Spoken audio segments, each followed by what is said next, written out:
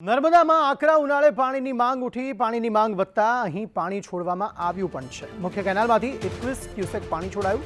ગુજરાતભરમાંથી પાણીની માંગ ઉઠી રહી છે, ત્યારે ઉનાળામાં પાણીની માંગ વધતા નર્મદાની મુખ્ય કેનાલમાંથી રાજ્યભર માટે 21 ક્યુસેક પાણી છોડાયું.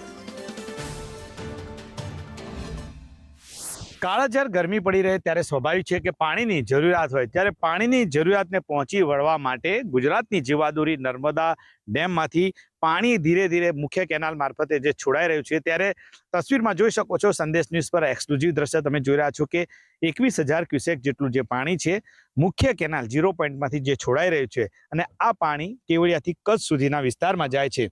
મુખ્ય કેનાલમાંથી જે આ પાણી છોડાયું છે, આ પાણીનો ઉપયોગ જરૂરિયાતમંદ વિસ્તારમાં તેમજ પીવા અને સિંચાઈ માટે જ્યાં જરૂરિયાત છે ત્યાં આપવામાં આવશે.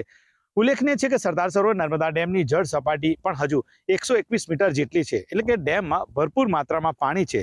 ત્યારે ઉનાળાની સિઝનમાં પાણીની જરૂરિયાતને પહોંચી વળવા માટે નર્મદાની મુખ્ય કેનાલમાંથી હાલમાં 21,000 ક્યુસેક પાણી છોડાઈ રહ્યું છે, જેનાથી લોકોને રાહત મળશે.